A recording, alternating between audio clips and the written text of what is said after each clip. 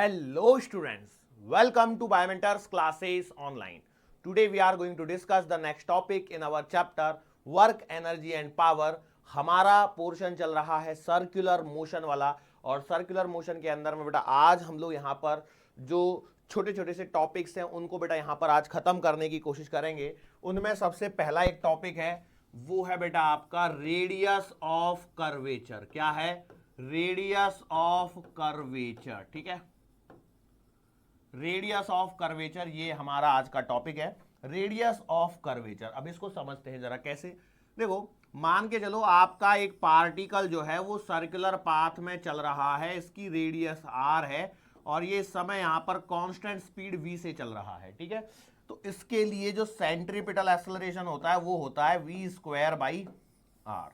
ये फॉर्मूला हम लोग जानते हैं भाई, यदि इसकी रेडियस r है, v स्पीड से चल रहा है तो सेंट्रीपिटल एक्सेलरेशन जो आएगा वो v²/r आएगा। लेकिन मान के चलो यदि रोड कुछ ऐसा ऐसा और ऐसा कुछ तो भी रोड है। ठीक है, अब इस रोड को यदि मैं ध्यान से देखूं तो ये जो हिस्सा है ना, ये एक सर्कल का ही छोटा सा हिस्सा है, ये भी एक सर्कल का पार्ट है, ये भी एक सर्कल के पार्ट है।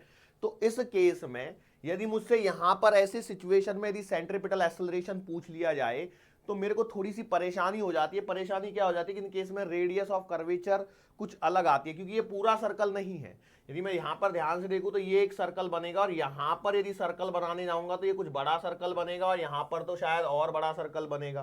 तो देखो, हर जगह जो सर्कल बन रहा है वो एकदम अलग है। और यदि स्पीड v को कांस्टेंट मान लिया जाए, स्पीड v को यदि कांस्टेंट मान लिया जाए तो हर जगह पर सेंट्रीपिटल एक्सेलरेशन जो है वो डिफरेंट आएगा। It will not be the same जो हम लोग सीधा सीधा v²/r लिख दें। मतलब यहां पर क्या है, r के परिवर्तित होने के कारण सेंट्रीपिटल एक्सेलरेशन अलग अलग आएगा। अब यहां पर जो सवाल बनाया जा सकता है, मैं ये नहीं कह रहा हूं कि यही सवाल पूछा जाएगा, मैं ये कहने की कोशिश कर रहा हूं कि यदि एग्जामिनर चाहे तो ऐसा एक सवाल बना सकता है, ऐसा एक पाथ दे दिया। जैसे मैंने तो आपको ये ब्लू कलर का पाथ दिया हुआ था पहले से, इसके अंदर में पिंक में तो मैंने रेडियस बना दी। ठीक है, अब मान के चलो यहां पर पूछ ले उस सवाल के अंदर में भैया बताओ कहां पर सेंट्रीपिटल एक्सेलरेशन ज्यादा होगा, तो आप कैसे बताओगे? सिंपल सी बात है। देखो, इसको आप रेडियस r1 मान लीजिए, इसको आप r2 मान लीजिए और इसको आप r3 मान लीजिए। So clearly you can say that r3 greater than r2 greater than r1 है। यस और नो? तो इस जगह पर यदि आप सेंट्रीपिटल एक्सेलरेशन को a1 को लिखते हो तो v²/r1 लिखोगे, a2 को यदि लिखना है तो v²/r2 लिखा जाएगा और a3 को यदि लिखना है तो v²/r3 लिखा जाएगा। अब देखो, v तो मैंने कॉमन दिया है, मैंने बोला कि भैया आपका पार्टिकल जो है वो एक समान रफ्तार v से चल रहा है, तो r1 r2 और r3 के बेसिस पर मेरा सेंट्रीपिटल एक्सेलरेशन की वैल्यू बदल जाएगी। तो हो सकता है इंक्रीजिंग डिक्रीजिंग ऑर्डर के लिए कोई सवाल बन जाए तो r3 सबसे बड़ा है। इसका सिंपल सा मतलब ये हो जाएगा आपके लिए कि यहां पर a3 जो है वो सबसे छोटा आएगा, फिर a2 आएगा और लास्ट में a1 सबसे बड़ा आएगा, क्योंकि देखो न्यूमरेटर सभी जगह पर कॉमन है, तो जिसका डिनोमिनेटर सबसे बड़ा होगा वो वैल्यू सबसे छोटा होगी, तो a3 a2 और a1। ठीक है, अब यहां पर तो मैंने अंदाजे से r1 r2 और r3 ले लिया है, लेकिन हमसे एग्जामिनर सवाल भी पूछ सकता है। पूछ सकता है नहीं पूछ सकता है? बिल्कुल पूछ सकता है। Yes, okay. तो अब इसको हम लोग समझते हैं किस प्रकार से। ध्यान से देखिए मैं क्या बोलने की कोशिश कर रहा हूं कि भैया ये जो रेडियस ऑफ कर्वेचर की जो बात चल रही है बेसिकली ये रेडियस से ही रिलेटेड है। मतलब यहां पर यदि ये सर्कल पूरा होता तो ये रेडियस ऑफ कर्वेचर बन जाती थी। तो इस केस में हम लोग कैसे करेंगे, क्या सोचेंगे? तो यहां पर जरा ध्यान से देखिए, इस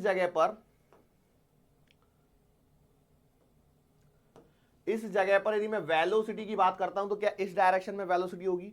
यदि आपको एरो नहीं दिख रहे हैं तो एक काम करता हूं, मैं ब्लैक ले लेता हूं। इस जगह पर वेलोसिटी की बात करेंगे तो इस जगह इस डायरेक्शन में वेलोसिटी लिखा जाएगा, इस जगह पर लिखोगे तो इस डायरेक्शन में हो जाएगा और इस जगह पर इस डायरेक्शन में हो जाएगा। होगा या नहीं होगा? बिल्कुल सही बात है। अच्छा, यदि मैं सेंट्रीपिटल एक्सेलरेशन की बात करता हूं तो उसे मैं रेड से ले रहा हूं, तो क्या सेंट्रीपिटल एक्सेलरेशन इस डायरेक्शन में होगा? यहां पर देखोगे तो इस डायरेक्शन में होगा और यहां पर देखोगे तो इस डायरेक्शन में होगा। यस, सो यहां से मेरे दिमाग में एक बात आती है कि यार ये जो रिलेशन है ना, यदि मैं यहां पर r बराबर v²/ac लिख दूं, इसी को यदि मैं थोड़ा सा मॉडिफाई कर दूं तो मेरा फॉर्मूला बन जाता है। और वो फॉर्मूला किस प्रकार से आता है जरा देखिए कि भैया रेडियस ऑफ कर्वेचर को यदि मैंने रेडियस ऑफ कर्वेचर को यदि मैंने रो से रिप्रेजेंट किया, आप कोई भी सिंबल ले सकते हो, तो इस रो को लिखा जाएगा v square upon a perpendicular, v square upon a perpendicular, that will be the value of radius of curvature, this will be the formula.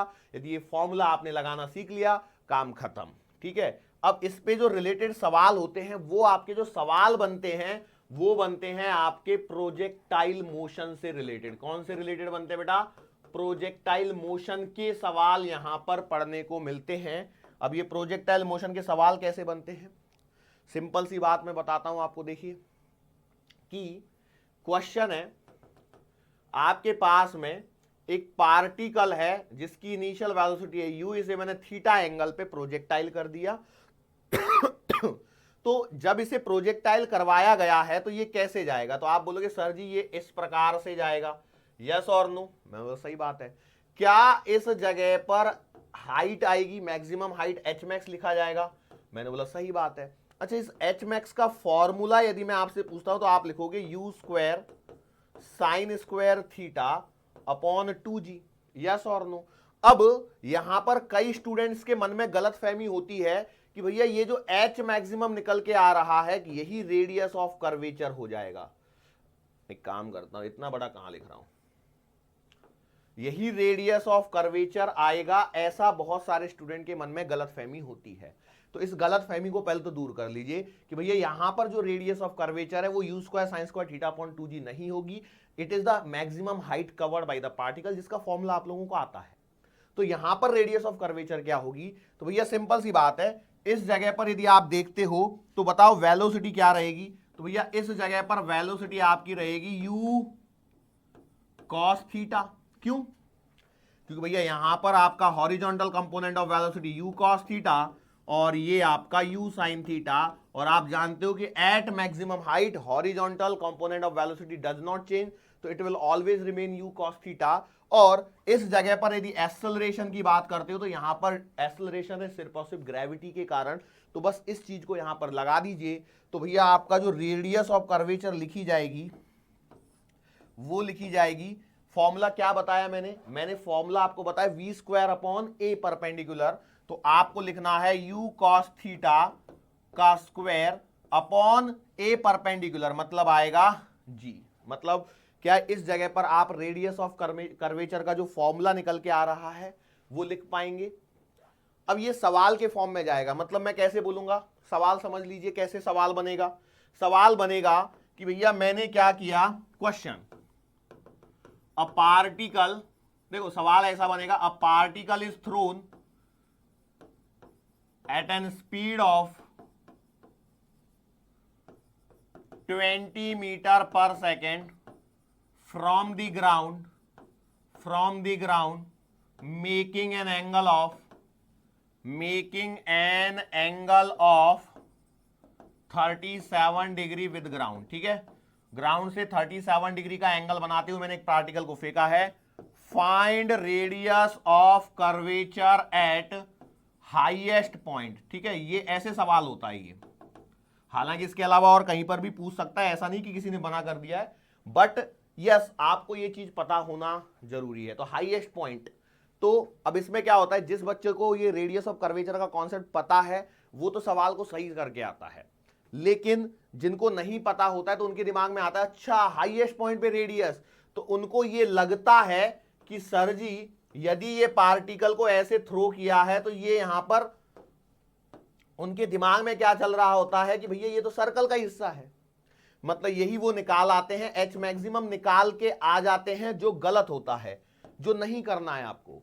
H maximum नहीं निकालना है, मैं बार बार बता रहा हूं, एच मैक्सिमम नहीं निकालना है, एच मैक्सिमम अलग चीज है। ठीक है, तो अब बताओ यहां पर कैसे करोगे? तो भैया यहां पर ये एंगल है 37 डिग्री का, तो ये आपका u है, u बराबर है 20, तो ये आएगा कितना 20 cos 37, तो इस जगह पर जो वेलोसिटी आएगी वो आएगी 20 cos 37, जिसकी वैल्यू आएगी 20 इंटू 4/5, तो 5 से काटोगे 4 4 चौका 16, सही है। सो पुट द वैल्यूज, तो बेटा रेडियस ऑफ कर्वेचर आएगी v square upon a perpendicular, और v कितना है उस जगह पर u cos थीटा का स्क्वायर अपॉन जी। सो बेटा रो का आंसर आएगा कितना, 20 cos 37 आया, 16 का स्क्वायर अपॉन 10।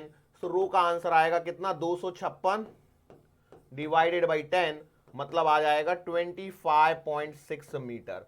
अब यहां पर आप एच मैक्सिमम जरा कैलकुलेट करके देखिए। तो एच मैक्सिमम जब आप कैलकुलेट करने जाएंगे तो आप निकालोगे इस जगह u sin 37, मतलब 20 sin 37 मतलब 3/5, 5 से 4 तिया 12, ठीक है। सो अब आप एच मैक्सिमम देखो, मैं यहां पर निकाल रहा हूं H maximum u square sine square theta upon 2g। तो बेटा u साइन थीटा है आपके पास में 12, तो 12 का स्क्वायर अपॉन 2 इंटू 10। सो 12 12 144 और 2 इंटू 10, 2 से काटोगे 7 72, तो 7.2 मीटर।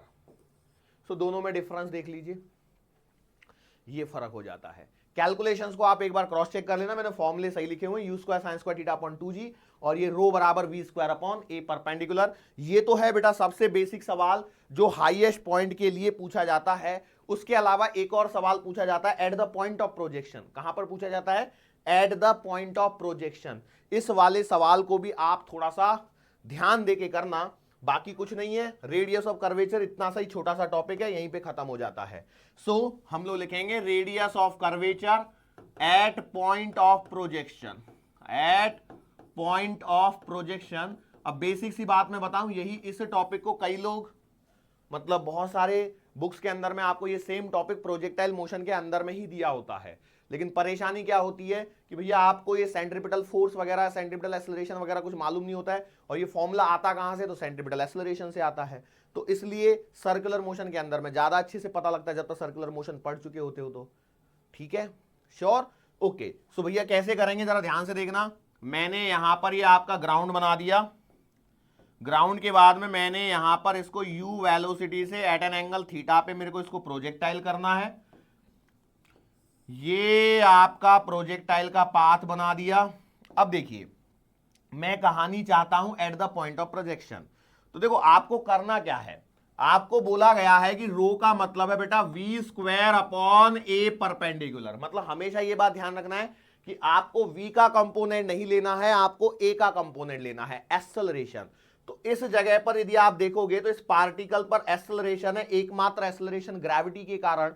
तो अब आपको इसके दो कंपोनेंट करने हैं। यदि आप इसके दो कंपोनेंट करने के सोचोगे तो बताओ इसके दो कंपोनेंट कैसे हो जाएंगे।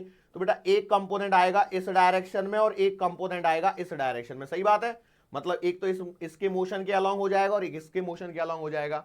अब सिंस ये वाला एंगल पूरा 90 है, तो मतलब ये वाला एंगल 90 माइनस थीटा, तो ये वाला एंगल वापस से थीटा हो जाएगा।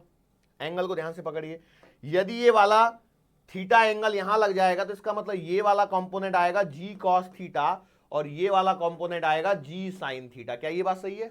बस तो अब आप रो के फॉर्मूले में पुट कीजिए, तो v क्या है उस जगह पर, तो v है बेटा आपका u, तो u square upon g cos theta. This is the answer for radius of curvature, this is the answer for radius of curvature. अब यहां पर बच्चा गलती पता है क्या करता है, इस जगह पर बच्चा वही गलती करता है जो उसने हाईएस्ट पॉइंट का फॉर्मूला निकाला था। देखो हाईएस्ट पॉइंट का फॉर्मूला किधर गया, u square cos square theta upon g आया था कि नहीं आया था। इसको चाहिए तो आप लिख सकते हो रो बराबर का u square cos square theta upon g, ये आ गया रेडियस ऑफ कर्वेचर का formula. But this formula is applicable only for at maximum height, हर जगह पर एप्लीकेबल नहीं है। तो आपको जब पॉइंट ऑफ प्रोजेक्शन पूछा जाएगा तो पॉइंट ऑफ प्रोजेक्शन पर ऐसी सिचुएशन निकल के आएगी तो ये फॉर्मूला बन जाएगा u square upon g cos theta. अब सोचिए उसी सवाल को जो थोड़ी देर पहले किया था, आपका आंसर कितना हो जाएगा, कहां गया सवाल, this is the question, repeat the same question but find ROC at point of projection. इसको हटा के क्या लिखना है, at point of projection, second सवाल। तो बेटा आपके पास में मैंने फॉर्मूला डिराइव कर दिया है, तो रो बराबर आएगा कितना, 20 का square upon 10 into cos 37, put the values. तो रो बराबर आएगा 20 इंटू 20, रहने देता हूं अभी मैं इसको हाल फिलहाल के लिए, 10 इंटू कॉस 37 4/5। तो बोलो इसको सॉल्व करने पर क्या हो जाएगा, 4 से काटोगे तो ये 5 बार कटेगा, 5 से काटोगे तो ये 2 बार कटेगा, 2 से इसको काटोगे तो ये 10 बार कटेगा। तो रो का आंसर आ जाएगा 10 मीटर। सो अलग अलग जगह पर अलग अलग वैल्यूज आ रही हैं। क्या ये बात क्लियर हुई आपको? यस और नो? यदि ये बात क्लियर है तो एक बात बताओ, मैं किसी भी पॉइंट पर निकाल सकता हूं कि नहीं निकाल सकता? बिल्कुल निकाल सकता हूं। कैसे निकालना है प्रोसीजर समझा देता हूं, बट मेरी एक्सपेक्टेशन क्लियर कहती है कि मेडिकल एंट्रेंस एग्जाम के पॉइंट ऑफ व्यू से यदि देखा जाए तो ये दो स्टैंडर्ड सवाल हैं। इसके अलावा एग्जामिनर चाहे तो बीच में पूछ सकता है, लेकिन आपको नहीं पूछेगा। तो बेटा आपको क्या पूछेगा? तो आपके लिए देखो, मान के चलो इस पॉइंट पर मैं कहानी करता हूं, तो इस पॉइंट पर एक तो बेटा ये आपका u cos theta as it is रहेगा, यस और नो? और इस जगह पर फाइनल वेलोसिटी आपकी ऐसे रहेगी, और ये फाइनल वेलोसिटी आपको निकालना आता है। फाइनल वेलोसिटी आपको निकालना आता है, कैसे निकालते हैं हम लोग, याद है क्या नहीं? Oh my God. तो प्रोजेक्टाइल मोशन को रिवाइज करना, और इस जगह पर अब यहां पर जो आपका g रहेगा वो g बेटा इस जगह रहेगा। इसके फिर से दो कंपोनेंट बेटा, एक इस डायरेक्शन में और एक इस डायरेक्शन में। ये वाला जो एंगल है, बेसिकली ये जो एंगल बनेगा अल्फा, वही एंगल ये रहेगा, और ये रह जाएगा आपका g cos अल्फा, और ये रहेगा आपका g sin अल्फा, जिसमें ये v आपको पहले निकालना पड़ेगा। और प्रोजेक्टाइल मोशन के अंदर एट टाइम t v निकालने का फॉर्मूला आपको सिखाया गया है, तो ऐसे करना है। ये अल्फा ये कहां से आता है? तो भैया हॉरिजॉन्टल से इस समय कितना एंगल है? V y upon v x tan inverse, यहां से ये निकलेगा। वी एक्स बराबर तो आपका बेटा यू एक्स ही होता है, लेकिन वी वाई बराबर आप क्या करते हो? यू वाई माइनस का जी टी से आपका वी वाई निकल के आता है। इनको ये वी एक्स और वी वाई एक बार यदि आप निकाल लेते हो तो v बराबर आएगा under the root of v x का स्क्वायर प्लस का वी वाई का स्क्वायर। तो आपका प्रोजेक्टाइल मोशन थोड़ा सा रिवाइज हो गया होगा। मैंने ये दो सवाल करवा दिए स्टैंडर्ड वाले, तीसरा करवाया नहीं, लेकिन तीसरा होगा उसी प्रकार से। क्या ये बात आपके पकड़ में आ चुकी है? यस और नो? फटाफट से बोल दीजिए यस, श्योर है? ओके चलो, तो ये एक पॉइंट खत्म करने के पश्चात हमारे पास में अगला जो पॉइंट आता है वो पॉइंट है आपका reactions on road.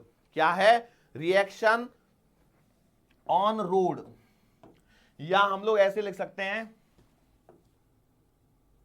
Reaction of road, reaction of road on vehicles. ठीक है, ऑन व्हीकल्स। अब व्हीकल में भी हमारे पास में कार ही होती है। अब ये रिएक्शन वाला ये सवाल कौन सा सवाल है, मतलब किस सवाल की बात चल रही है?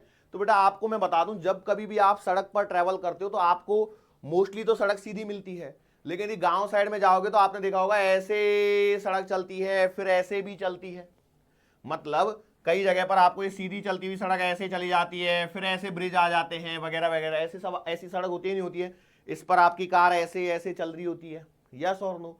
तो जब ऐसे रोड पर कार आपकी चलती है तो उस समय हर पॉइंट पर आपकी नॉर्मल रिएक्शन जो है वो आपकी बदल रही होती है। तो इस बेसिस पर हमारे पास में जो रोड होते हैं वो दो तरह के रोड होते हैं। अच्छा, रोड भी दो तरह के होते हैं? यस बेटा, रोड भी दो तरह के होते हैं। अब बेसिकली ये जो कहानी है ये ब्रिज की कहानी है। किसकी कहानी है? ब्रिज की। तो हम लोग पहला पढ़ेंगे कॉनकेव ब्रिज। क्या पढ़ेंगे बेटा? कॉनकेव ब्रिज पढ़ेंगे। अब जब मैं कॉनकेव ब्रिज की बात करता हूं, अब हिंदी मीडियम, ये कहां चिपक गया?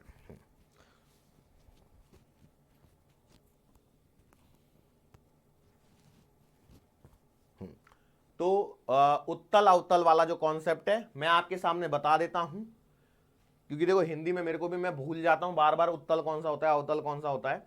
ओके, तो अब मैं यहां पर आपको क्लियरली बता देता हूं कि किस की बात चल रही है। जब आपका रोड इस प्रकार से है, जब आपका रोड इस प्रकार से है और इस पर आपकी एक एम मास का व्हीकल है, एम मास की आपकी एक कार है, इस एम मास की कार के लिए पूरी कहानी है। मैं बोला ठीक है।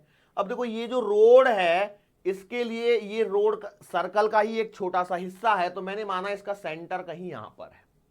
ओके ओके, तो यदि ये सर्कल का हिस्सा है तो इसमें एक पॉइंट तो ये है कि भैया यहां पर आपका mg तो लग जाएगा डायरेक्टली नीचे, इसमें तो कोई परेशानी नहीं है। इस जगह पर यदि आप देखोगे तो इस जगह पर आपकी लगेगी नॉर्मल रिएक्शन कुछ इस डायरेक्शन में, यस और नो? मैं बोला बिल्कुल सही बात है। अब यहां पर यदि मैं देखता हूं तो यदि ये वाला एंगल थीटा यदि मैं लेता हूं तो ये वाला एंगल थीटा आ जाएगा। This theta is the angle from vertical. तो इन सवालों में हमेशा आपको वर्टिकल से एंगल दिया जाता है, इसलिए यही थीटा हमको लेना है। अब यदि मैं यहां पर ध्यान से देखूं तो बेटा हमको जो कंपोनेंट करने हैं वो एक तो इस डायरेक्शन में होगा और एक इस डायरेक्शन में होगा। मतलब एक तो mg का कंपोनेंट आएगा इस डायरेक्शन में mg साइन थीटा, और एक बेटा इसके इधर में आएगा, ये आएगा mg कॉस थीटा। अब देखो कई लोगों के मन में आता है ये कंपोनेंट ऐसे ही क्यों लेते हैं। देखो अब ये सिंपल चल रहे हैं तो कोई दिक्कत नहीं है। Component is always taken in such a direction perpendicular and parallel to the direction of motion. जिस डायरेक्शन में मोशन हो रही होती है उसके एक तो पैरेलल कंपोनेंट आना चाहिए और उसके एक परपेंडिकुलर आना चाहिए, ये बात होती है। तो अभी तो कोई सवालों में इतनी परेशानी नहीं होती है, लेकिन जब आप सिंपल पेंडुलम वगैरह के सवाल करोगे तो वहां पर आपको ये पॉइंट समझ में आएंगे कि कौन सा कंपोनेंट सही है और कौन सा कंपोनेंट गलत है। अभी तो सिंपल है, अभी तो आपने सबने ऐसे ही किया होगा, ठीक है। तो अब बताओ यहां पर क्या हो जाएगा। तो देखो ये mg cos थीटा रोड के परपेंडिकुलर है, और since it is a part of a circle तो बेटा इस पर एक लग रहा होगा mv square upon r, where r is the radius of curvature. और रेडियस ऑफ कर्वेचर हम अभी सीख के आए कैसे निकालनी है। क्या ये बात समझ में आ रही है। यहां पर हम लोग लिख सकते हैं, क्या हो जाएगी कहानी बोलो फटाफट से। आर प्लस का M v square upon are बराबर एम जी कॉस थीटा। यहां से नॉर्मल रिएक्शन निकल के आएगी M G cos theta minus का M v square upon r. ये हमारी पूरी कहानी है। नॉर्मल रिएक्शन जो इस पर लगेगी कब, जब आपका ब्रिज कॉनकेव होगा। मैंने सही लगाया ना, देख लो नहीं तो पता लगा। देखो एक सेकेंड, एक सेकेंड, शायद मैं गलत कर रहा हूं। देखो जब मेरी कार ऐसे जा रही है, एक सेकेंड, तो इसमें यही परेशानी होती है। ये मेरी कार ऐसे जा रही है तो बाहर की तरफ m we square upon r मैंने अंदर लगा दिया, sorry m we square upon r मेरा बाहर लगाना है, मैंने अंदर लगा दिया है। मेरे को इसको अंदर करना पड़ेगा m we square upon r. यही गलती होती है बस रोड इन सवालों में, तो जो मैंने भी कर दी है आपके लिए।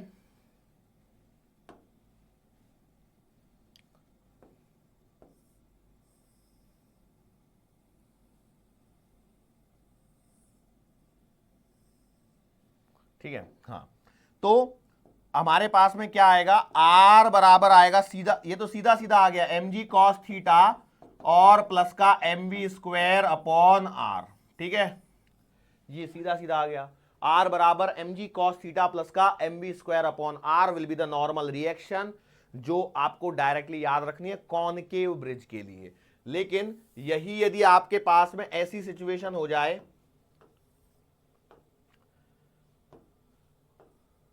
कॉन्वेक्स ब्रिज हो जाए, कैसा ब्रिज हो जाए, कॉन्वेक्स ब्रिज हो जाए, मतलब आपका ब्रिज कुछ इस प्रकार से होगा। अब इस ब्रिज के लिए जरा ध्यान से देखिए क्या होगा, सोचिए और बताइए।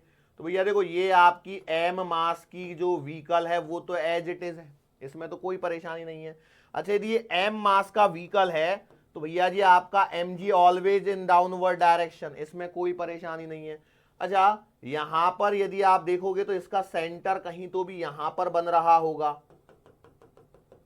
ठीक है। तो सेमी वर्टिकल से एंगल थीटा यहां बनेगा, और यदि ये एंगल थीटा है तो यहां पर एक थीटा ये आएगा। फिर आगे क्या होगा, आगे बेटा यहां पर आपको लगानी है नॉर्मल रिएक्शन। तो बेटा कार पर नॉर्मल रिएक्शन इस डायरेक्शन में एन मान लो या आर ही मान लो, जो भी माननी है आपको, कोई दिक्कत नहीं है। अब m we square upon r किस डायरेक्शन में लगेगा, तो अगेन जहां लगाना है बाहर की डायरेक्शन में। लेकिन उसको लगाने से पहले मैं आपको बता दूं, इस mg के दो कंपोनेंट आपको कर लेने चाहिए थे। वो ये है कि एक तो हो जाएगा इस डायरेक्शन में mg cos थीटा, और एक आएगा आपका इस डायरेक्शन में mg sin थीटा, बराबर है, मतलब बिल्कुल सही बात है। अब ये कॉन्वेक्स ब्रिज के केस में, कॉन्वेक्स ब्रिज के केस में आपका again m we square upon r लगाना है आपको बाहर। तो बेटा ये सर्कल का हिस्सा है, तो देखो यदि ये सर्कल का हिस्सा है तो बाहर मतलब ऊपर हो जाएगा, ये सर्कल का हिस्सा है सर्कल के बाहर मतलब ये ऊपर हो जाएगा। तो इसी डायरेक्शन में आपका लग जाएगा m we square upon r. अच्छा ये दो बार आर आ रहा है क्या, एक काम करो रुको, नॉर्मल रिएक्शन को फिर एन कर लो, नहीं तो फिर और कंफ्यूजन हो जाएगा। ये नॉर्मल रिएक्शन, ठीक है, हालांकि इस केस में तो ये रेडियस और आर दोनों एक ही चीज को दिखा रहा था, पर कोई बात नहीं। सो यहां पर भी नॉर्मल रिएक्शन को एन कर लो, जिससे कंफ्यूजन नहीं होना चाहिए। ओके, सो बोलो इस केस में नॉर्मल रिएक्शन के लिए कैसे लिखोगे? तो आप लिखोगे एन प्लस का M we square upon are बराबर का एम जी कॉस थीटा।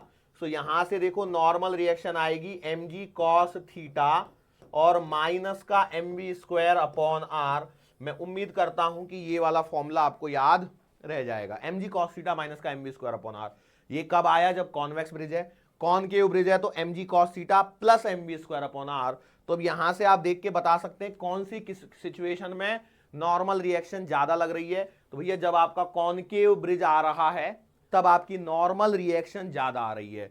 सो कई बार ये भी सवाल डायरेक्टली पूछ लिया जाता है कि in which of the following case the normal reaction will be मोर।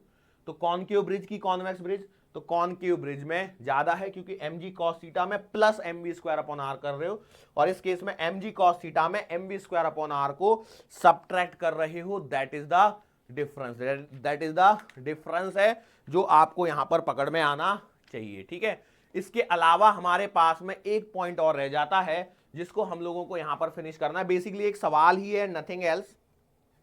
हालांकि लॉज ऑफ मोशन में भी कई बार किया हुआ रहता है ये सवाल के तौर पे, उसी को क्या हो रहा है, शर्ट से बहुत ज्यादा चिपक रहा है ये। ठीक है, हमारे पास में एक हेमीस्फेरिकल बाउल है। ठीक है, ये क्या है? हेमीस्फेरिकल बाउल है, स्मूथ बाउल है। ठीक है, motion of a block on smooth hemispherical bowl. ठीक है, ये आपका पॉइंट है। अब हो सकता है कि हमने पहले पढ़ लिया और मेरे को याद नहीं आ रहा हो, लेकिन कोई बात नहीं, हम लोग यहां पर बात करते हैं। देखो यहां पर क्या है ना, आपके पास में एक एम मास का ब्लॉक रखा हुआ है, ये आपका हेमीस्फेरिकल है, मतलब ये पूरी तरह से आप क्लोज कर दीजिए। इस समय इसकी जो रेडियस है वो स्मॉल आर मान लीजिए। अब क्या कर रहे हैं हम लोग यहां पर, जरा ध्यान से देखिए सवाल क्या है उसको समझिए। सवाल कुछ इस प्रकार से पूछा जाता है, a block of mass m is placed on a hemispherical bowl whose surface is smooth, जिसकी सतह कैसी है? फ्रिक्शनलेस है, whose surface is smooth। आगे बोल रहा है now a small jerk is given to block, find the height where block loses contact. अब इसका मतलब समझिए, सवाल के अंदर में सब कुछ मेंशन है। सर इसमें लिखा नहीं है कि बाउल उल्टा रखा है, इसमें लिखा नहीं है कि बाउल उल्टा रखा है। यदि बाउल को ब्लॉक को यदि कांटेक्ट छोड़ना है तो इसको बेटा उल्टा ही होना पड़ेगा, तभी वो कांटेक्ट छोड़ेगा। ये अंडरस्टूड वाली बात है, नहीं भी आती है तो कोई बात नहीं। अब देखो होगा क्या कि एक बात बताओ, देखो हम लोग जब फिसलते हैं तो हम तो जो जिस पर फिसलते हैं तो उसमें कुछ ना कुछ तो फ्रिक्शन होता ही है, बराबर है। तो हम लोग क्या उससे चिपक के चल रहे होते हैं। लेकिन यदि इसको एकदम स्मूथ बना दिया जाए तो ये किसी तो भी हाइट पे आके क्या कर जाएगा, ये कांटेक्ट को छोड़ देगा। क्या कर देगा? इसकी सरफेस से कांटेक्ट को छोड़ देगा। मतलब ऐसा मान के चलिए लगभग ये यहां से आके कुछ ऐसा जाके गिर जाएगा। ठीक है, अब मान के चलो यदि इसने यहां पर कांटेक्ट छोड़ दिया तो इस हाइट को हम लोग मान लेते हैं, ये हाइट है आपकी h। ठीक है, और ये कितनी हाइट तक कांटेक्ट में रहा? तो ये r माइनस h की हाइट के लिए किस में रहा? कांटेक्ट में रहा। सिंस यहां पर आपको हमेशा स्मूथ सरफेस ही मिलेगी, हमेशा आपको सरफेस जो मिलेगी वो कैसी मिलेगी? स्मूथ सरफेस ही मिलेगी। तो यदि सरफेस स्मूथ है, only gravity is acting, gravity को छोड़ के कोई दूसरा फोर्स यहां पर लग नहीं रहा है, तो क्या मैं इस पोजीशन को यदि ए नाम दे दूं और इस पोजीशन को बी नाम दे दूं, तो can I write the energy conservation, total energy at point A बराबर total energy at point B? Yes, सही बात है। So I can say that kinetic energy A plus potential energy at A बराबर kinetic energy at B plus potential energy at B. अब देखो एक काम करते हैं हम लोग, ग्राउंड में चाहूं तो यहां ले सकता हूं, लेकिन हम लोग इस सवाल के लिए ग्राउंड को यहीं पे कंसीडर कर रहे हैं। भैया ये हमारा ग्राउंड है जिसे हम लोग रेफरेंस लाइन कहते हैं। क्या कहते हैं बेटा? रेफरेंस लाइन कहते हैं। सो ए पोजीशन आपकी ऊपर है, तो यहां पर काइनेटिक एनर्जी कितनी? 0, क्योंकि ये रेस्ट पर है। यहां पर देखिए स्मॉल जर्क गिवन है, मतलब उससे पहले वो डेफिनेटली रेस्ट पर है, तो रेस्ट पर है तो बेटा काइनेटिक एनर्जी तो 0 हो जाएगी। What about potential energy? तो बेटा पोटेंशियल एनर्जी आएगी आपकी mgr। क्यों? क्योंकि पूरी हाइट यहां से देखोगे तो ये r हाइट हो जाएगी इक्वल टू रेडियस। आगे बढ़ने पर kinetic energy eight b, so I can say that यहां पर आप उसकी जो एनर्जी होगी वो होगी हाफ mv²। यस और नो? क्या होगी कि नहीं होगी? मैं बोला बिल्कुल सही बात है। और तीसरा point potential energy at point B, तो बेटा यहां पर पोटेंशियल एनर्जी होगी mgh। कितनी होगी? mgh। तो यहां पर देखो ये 2-3 चीजें यहां पर आ रही हैं। सो अब how to tackle this thing? तो भैया सिंपल सी बात है, वैल्यूज को पुट तो कर दिया, अब सॉल्व कर लेते हैं, जो आएगा वो आएगा आपके सामने। mgr बराबर हाफ mv² प्लस का mgh। सो यहां पर देखिए m तो सब जगह काट सकते हैं, m कट जाएगा, 2 से मल्टीप्लाई कर दीजिए तो ये आएगा 2rg बराबर v² प्लस का 2gh। यस, सो यहां से आप कह सकते हो कि यहां से मेरे को h तो मिल ही नहीं रहा है, यहां से मुझे v मिल रही है। कितनी मिल रही है बेटा? v² can be written as 2rg minus 2gh। So यहां से मैं कह सकता हूं v बराबर under the root of 2g और r माइनस का h। ऐसा मैं कुछ कह पा रहा हूं, ऐसा मैं कुछ कह पा रहा हूं। अब तो गाड़ी अटक गई हमारी, अटकी कि नहीं अटकी? h पूछा था, v भी अननोन है और h भी अननोन है, तो मोस्टली ऐसे सवालों में हो सकता है वो v दे दे या फिर h दे दे। लेकिन मान के चलो इसको हम लोग थोड़ा सा और सिंप्लीफाई करने की कोशिश करते हैं, तो देखो क्या होगा, कंडीशन जो निकल के आएगी वो मैं बताता हूं। इस जगह पर यदि आप देखोगे तो भैया यहां से ये एंगल आएगा थीटा। कितना एंगल आएगा? थीटा। यदि मैं यहां से एंगल थीटा लेता हूं तो ये वाला एंगल थीटा आएगा, क्योंकि देखो आप जानते हो हमेशा एंगल वर्टिकल से लिया जाता है, तो मैंने इसे रख दिया थीटा। सो अब यहां पर सोचिए थोड़ा सा कि मैं क्या कर सकता हूं, कैसे लगा सकता हूं। तो भैया देखो इस ट्राइंगल को जरा मैं देखता हूं, तो देखो ये ट्राइंगल कुछ ऐसा आ रहा था, ये वाला एंगल थीटा था, ये h था और ये r था। देख लीजिए एक बार क्रॉस चेक, ये हाइट h है और ये रेडियस r है, क्योंकि देखो स्फेरिकल बाउल में रेडियस r रहेगी। बोला सही बात है। यदि ऐसा है तो मैं यहां पर लिखता हूं cos थीटा बराबर adjacent upon hypotenuse. So I can write h बराबर r cos थीटा। सर जी h बराबर r cos थीटा रखने से कोई फायदा हो जाएगा क्या?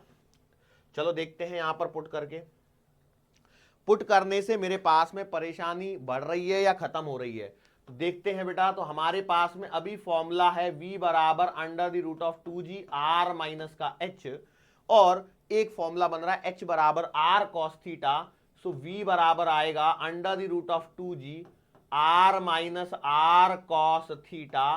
क्या ये बात समझ में आ रही है? यस और नो? सो मैंने बोला सही बात है। आगे जाके फिर से कहानी तो कुछ हुई नहीं ना हमारी, क्या कुछ कहानी हो रही है? तो v बराबर आप ज्यादा से ज्यादा क्या कर लोगे सर जी, इसको 2gr लिख लोगे और 1 माइनस का cos थीटा लिख लोगे। इससे कोई फर्क पड़ा? Nothing, nothing at all.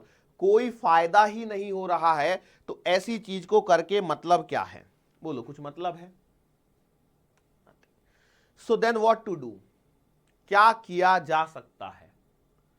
सोचो और जरा बताओ कि आप लोग क्या कर सकते हैं ताकि इसको आगे सॉल्व किया जाए।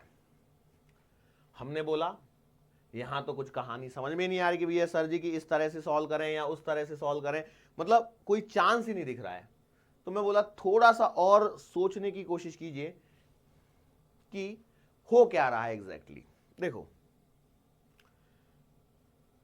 It is a part of a circle, ये किस सर्कल का ही पार्ट है, यस और नो। तो सर्कल का यदि पार्ट है तो इस सर्कल के पार्ट पर देखिए, जब आपका पार्टिकल यहां पर था तो आपने mg लगाया था, ऊपर नॉर्मल रिएक्शन r मान लीजिए लग रही होगी, और जब आप इस जगह पर होंगे, जब आप इस जगह पर होंगे तो बेटा इस जगह पर भी आपका ये तो mg लग रहा होगा, और यहां से यदि ये ऐसे देखते हो तो ये थीटा आने पर ये mg cos थीटा लग रहा होगा, यस और नो।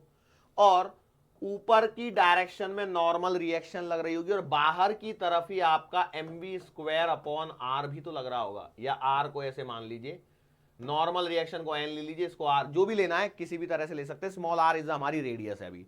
तो यहां पर यदि मैं देखता हूं तो मैं यहां से कह सकता हूं कि sir ji mv square upon r plus का normal reaction should be equals to mg cos theta. आज के ही लेक्चर में सीखा है सब कुछ। और सिंस यहां पर एक पॉइंट देखिए क्या हो रहा है, इस जगह पर आपका जो कांटेक्ट छूट जा रहा है, क्या हो रहा है, कांटेक्ट छूट जा रहा है।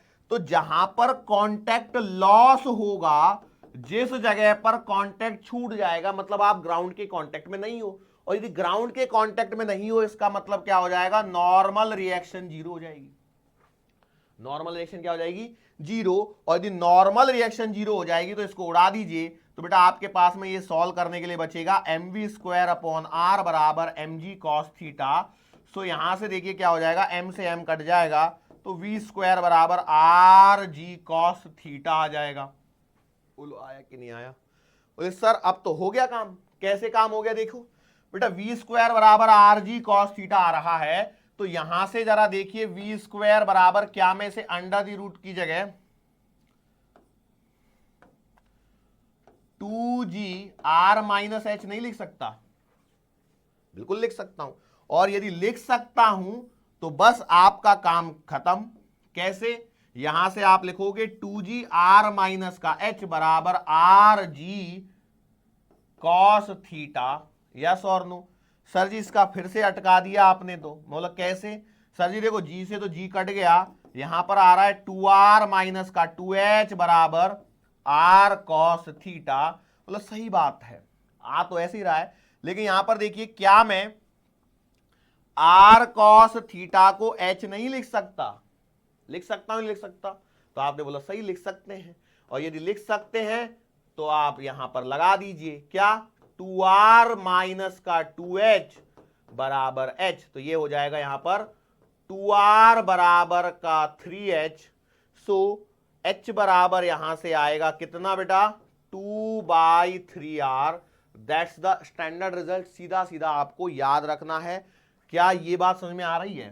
सो यहां पर देखिए कुछ और स्टैंडर्ड रिजल्ट में लेके आ जाता हूं आपके लिए, ताकि आपकी परेशानी दूर हो जाए। परेशानी को समझिए, ये आपका आर रेडियस का ब्लॉक, आर रेडियस का हेमिस्फेरिकल बाउल, यहां पर m मास का ब्लॉक है, इस जगह पर ये एंगल थीटा, इस जगह पर आपका ब्लॉक जो है वो कांटेक्ट यदि छोड़ता है तो भैया ये वाली हाइट को यदि हमने h माना है, इस जगह आपका mg लग रहा है, यहां नॉर्मल रिएक्शन r थी, साथ में आपका mv स्क्वायर अपॉन r था। देखो हेमिस्फेरिकल बाउल है इसलिए radius of curvature as it is r ही रहने वाली, अदरवाइज फिर मेरे को वो कॉन्सेप्ट दिमाग लगाना पड़ता था रेडियस ऑफ कर्वेचर के हिसाब से। ठीक है, तो इस जगह पर क्या है, कॉन्टेक्ट कहां छूटता है, तो बेटा कॉन्टेक्ट जहां छूटता है वहां ये थीटा कॉस थीटा बराबर h/r पर, दूसरा कॉस थीटा बराबर 2/3, सॉरी डायरेक्ट लिख दिया मैंने,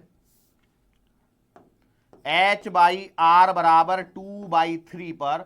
इन दोनों से कंबाइनली मैं लिख सकता हूं कॉस थीटा बराबर 2/3। सो थीटा बराबर cos inverse of 2/3। It is the standard result, याद रखना है। It is the standard result, याद रखना है। मतलब हमेशा थीटा बराबर कॉस इनवर्स 2/3 पर ही आपका क्या छूटेगा, इसका कांटेक्ट छूटेगा। लेकिन एग्जामिनर ऐसा सवाल डायरेक्ट पूछने के बजाय एग्जामिनर क्या चाहता है, एग्जामिनर चाहता है कि भैया आपको एच वगैरह के फॉर्मेट में पूछा जाए। मतलब सवाल ऐसा बना देगा कि a block of mass 10 kg is placed on smooth horizontal नहीं, smooth hemispherical bowl of radius 12 meter. Find the height, देखो find the height from ground where block loses contact, तो क्या आएगा आंसर? देखो अब आपको रिजल्ट याद है, सिंस अभी सामने सामने चल रहा है तो आप लिखेंगे h बराबर 2/3 टाइम्स r, तो 2/3 इंटू 12, तो आंसर आ जाएगा 4 दूना 8 metre, that is the height from ground. लेकिन एग्जामिनर चालाक होता है, कई बार वो ऐसे भी पूछ लेता है कि भैया कितना नीचे जाने पर ब्लॉक का कांटेक्ट छूटेगा, तो कितना आएगा? 12 में से 8 गए, आंसर आ गया 4 मीटर। सर इसमें और कोई नया सवाल बना सकता है? बिल्कुल सवाल बना सकता है। इसी सवाल की लैंग्वेज को देखो मैं थोड़ा सा चेंज करके आपके सामने ला रहा हूं, सवाल वही है लेकिन लैंग्वेज बदल जाएगी। ठीक है, सवाल है यही सेम सवाल। देखो सवाल के लिए मैं पूरा सवाल नहीं लिख रहा हूं, मैं डायग्राम बना रहा हूं। बेटा इसकी रेडियस दे रखी है r बराबर 12 मीटर, यहां पर वही 10 kg का ब्लॉक है, ये आपका स्मूथ है। ठीक है, सवाल देखिए मैं सवाल लिख देता हूं,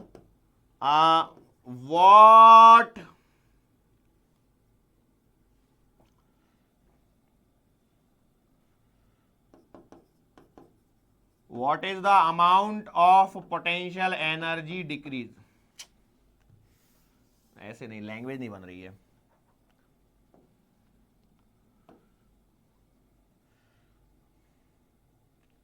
कितने अमाउंट से पोटेंशियल एनर्जी चेंज हो जाएगी? सवाल कैसे लिखूं मैं इसको, कैसे लिखूं? By what amount of potential energy changes, by what amount potential energy decreases, कितने अमाउंट से पोटेंशियल एनर्जी डिक्रीज होगी, ये आपका सवाल है।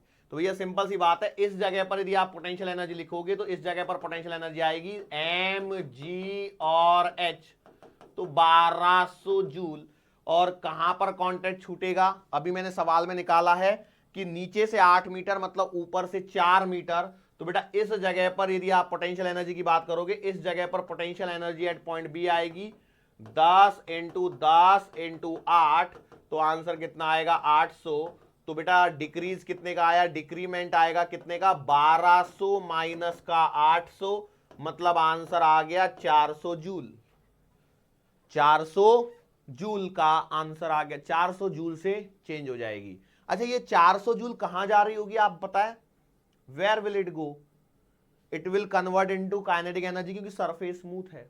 और यदि काइनेटिक एनर्जी में कन्वर्ट हो रही है तो इसका मतलब ये है सर जी, मैं एक और सवाल पूछ सकता हूं कि what is the kinetic energy gained by block? तो बोलो सवाल तो सेम ही है ना, जितनी पोटेंशियल एनर्जी डिक्रीज होगी उतनी ही काइनेटिक एनर्जी गेन करेगा, मतलब अभी भी आंसर 400 जूल ही है। अच्छा मैं स्पीड पूछूं तो भैया देखो काइनेटिक एनर्जी बराबर half M we square, 400 joule की काइनेटिक एनर्जी है, half into 10 into V square, solve कर ली ना, और आंसर आपके पास में आ जाएगा। 2 से काटोगे 5 बार, 5 से काटोगे 8, 80, तो वी स्क्वायर बराबर 80, तो वी कितना लगभग मैं मान सकता हूं क्या 9 मीटर पर second. The speed when the block leaves the contact, तो 9 मीटर पर सेकेंड। या फिर आप एक काम करिए, यहां पर आ जाइए, तो मैंने यहां पर बताया हुआ है, यहां से यदि आप निकालोगे तो v बराबर आएगा under the root of 2 into, यही लिख दूं कि नहीं तो कई लोग बोलेंगे सर कहां पे क्या चल रहा है पता नहीं लग रहा है। एक काम करता हूं, देखो इस फॉर्मूले को लेके आ जाइए उधर में, v बराबर under the root of 2g r minus का h, सो v बराबर आ जाएगा 2 इंटू 10 इंटू 12 माइनस का 8, 2 इंटू 10 इंटू 4, सो v बराबर आएगा √80, तो v बराबर आ जाएगा लगभग 9 मीटर पर सेकेंड। एक तरीका तो ये। अच्छा, इससे सेटिस्फाई नहीं हो तो भैया आप एनर्जी कंजर्वेशन लगा दीजिए। देखो यहां से लेकर के यहां तक का एनर्जी कंजर्वेशन से कर लीजिए। बट एनर्जी कंजर्वेशन में अगेन वही परेशानी तो होगी, कहां पर कॉन्ट्रैक्ट छूट रहा है पहले वो तो पता हो। जब तक वो चीज पता नहीं है तब तक आप इस सवाल को सॉल्व नहीं कर पाओगे। क्या ये बात समझ में आ रही है? Are you sure enough? अरे बात समझ में आ रही है मैं क्या कहने की कोशिश कर रहा हूं?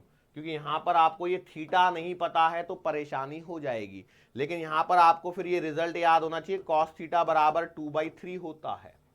ठीक है। अच्छा, इसमें और सवाल क्या बना सकता है? और बना सकता है कि इस वर्टिकल से कितनी दूर जाके ये कांटेक्ट छूट रहा है। बेटा ये h है, ये r है, इसको x मान लीजिए, इसको x मान लीजिए। तो बोलो कैसे करोगे? तो आप लिखोगे साइन थीटा बराबर x अपॉन r। यस, और हम लोग जानते हैं साइन थीटा बराबर होता है √1 माइनस का कॉस स्क्वायर थीटा। कॉम्प्लिकेशंस तो देखिए बेटा क्या आ जाएगा, x will be equals to r √1 minus cos square theta. तो x बराबर आएगा r 1 माइनस कॉस थीटा है 2/3 का स्क्वायर, सो x बराबर आएगा r/3, और ये कितना आएगा, 9 में से 4 गए तो 5।